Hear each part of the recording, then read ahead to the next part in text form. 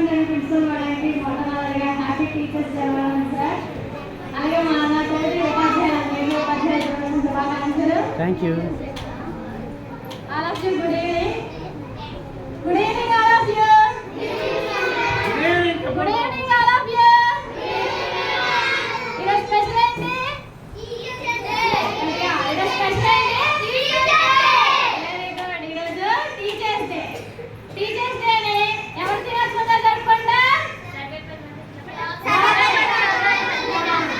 Doctor Sarvepalli రాధాకృష్ణుని జయంతి రోజున మనం teachers డేని జరుపుకుంటాం.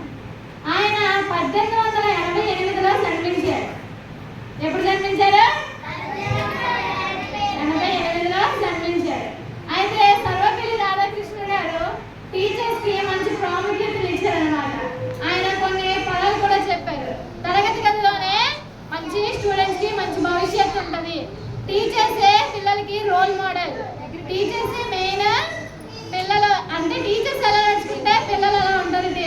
పిల్లల భవిష్యత్తు టీచర్స్ చేతిలో ఉంటుంది అని చెప్పారనమాట.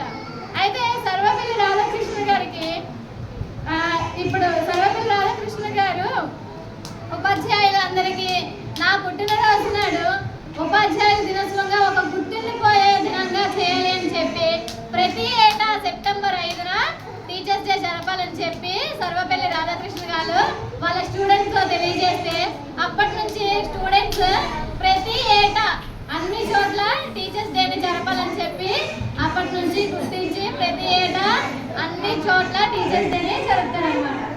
అయితే సర్వేపల్లి రాధాకృష్ణ గారు మొట్టమొదట రాష్ట్రపతిగా 1952లో చర్యలు చేపట్టారు. 1952లో మొట్టమొదటి రాష్ట్రపతి మన సర్వేపల్లి రాధాకృష్ణ గారే.